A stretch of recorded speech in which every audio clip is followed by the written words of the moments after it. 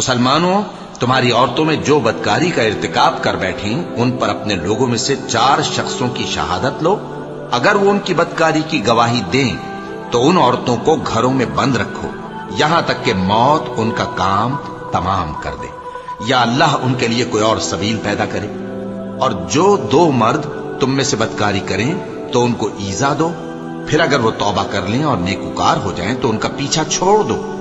بے شک اللہ توبہ قبول کرنے والا ہے، مہربان ہے۔ اللہ انہی لوگوں کی توبہ قبول فرماتا ہے جو نادانی سے بری حرکت کر بیٹھتے ہیں پھر جلد توبہ کر لیتی ہیں۔ بس ایسے لوگوں پر اللہ توجہ کرتا ہے اور وہ سب کچھ جاننے والا ہے، حکمت والا ہے۔ اور ایسے لوگوں کی توبہ قبول نہیں ہوتی جو ساری عمر برے کام کرتے رہیں یہاں تک کہ جب ان میں سے کسی کی موت آ موجود ہو تو اس وقت کہنے لگے کہ اب میں توبہ کرتا ہوں۔ اور نہ ان کی توبہ قبول ہوتی ہے جو کفر کی حالت میں مریں۔ ایسے لوگوں کے لیے ہم نے دردناک عذاب تیار کر رکھا ہے۔ مومنوں، تم کو جائز نہیں کہ زبردستی عورتوں کے وارث بن جاؤ، اور دیکھنا اس نیت سے کہ جو کچھ تم نے ان کو دیا ہے اس میں سے کچھ لے لو، انہیں گھروں میں مت روک رکھنا۔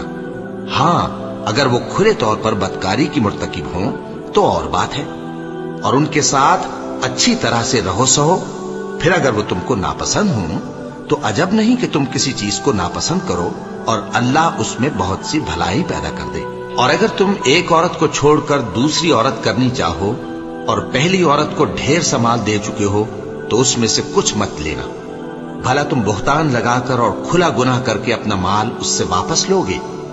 اور تم دیا ہوا مال کیوں کر واپس لے سکتے ہو جبکہ تم ایک دوسرے کے ساتھ صحبت کر چکے ہو اور وہ تم سے پختہ عہد بھی لے چکی؟ اور جن عورتوں سے تمہارے باپ دادا نے نکاح کیا ہو ان سے نکاح نہ کرنا مگر جاہلیت میں جو ہو چکا سو ہو چکا۔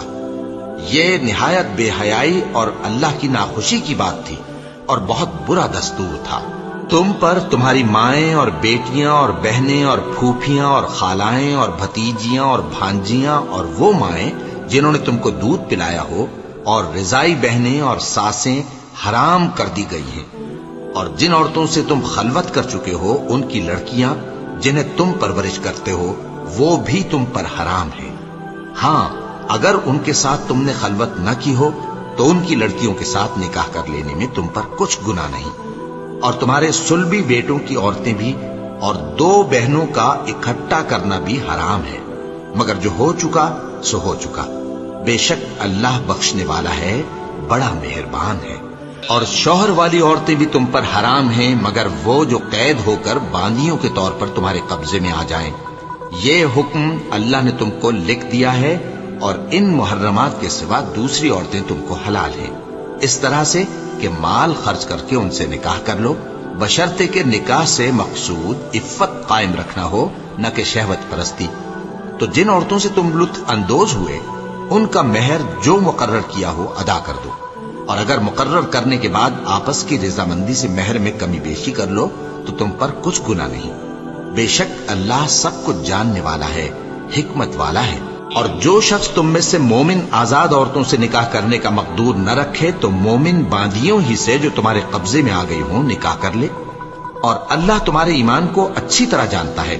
تم آپس میں ایک دوسرے کے ہم جنس ہو، پھر ان لونڈیوں کے ساتھ ان کے مالکوں سے اجازت حاصل کر کے نکاح کر لو، اور دستور کے مطابق ان کا مہر بھی ادا کر دو، بشرطے کہ وہ پاک دامن ہو، نہ ایسی کہ کھلم کھلا بدکاری کریں اور نہ در پردہ دوستی کرنا چاہیں۔ پھر اگر وہ نکاح میں آ کر بدکاری کا ارتکاب کر بیٹھیں تو جو سزا آزاد عورتوں کے لیے ہے اس کی آدھی ان کو دی جائے۔ یہ باندھی کے ساتھ نکاح کرنے کی اجازت اس شخص کو ہے جسے گناہ کر بیٹھنے کا اندیشہ ہو، اور یہ بات کہ صبر کرو تمہارے لیے بہتر ہے، اور اللہ بخشنے والا ہے، مہربان ہے۔ اللہ چاہتا ہے کہ اپنی آیتیں تم سے کھول کھول کر بیان فرمائے اور تم کو اگلے لوگوں کے طریقے بتائے اور تم پر مہربانی کرے، اور اللہ جاننے والا ہے، حکمت والا ہے۔ اور اللہ تو چاہتا ہے کہ تم پر مہربانی کرے، اور جو لوگ اپنی خواہشوں کے پیچھے چلتے ہیں وہ چاہتے ہیں کہ تم سیدھے رستے سے بھٹک کر دور جا پڑو۔ اللہ چاہتا ہے کہ تم پر سے بوجھ ہلکا کرے، اور انسان طبعاً کمزور پیدا ہوا ہے۔ مومنوں، ایک دوسرے کا مال ناحق نہ کھاؤ. ہاں اگر آپس کی رضامندی سے تجارت کا لین دین ہو اور اس سے مالی فائدہ حاصل ہو جائے تو وہ جائز ہے. اور اپنے آپ کو ہلاک نہ کرو، کچھ شک نہیں کہ اللہ تم پر مہربان ہے. اور جو زیادتی کرتے ہوئے اور ظلم سے ایسا کرے گا تو ہم اس کو عنقریب جہنم میں داخل کریں گے، اور یہ اللہ کو آسان ہے.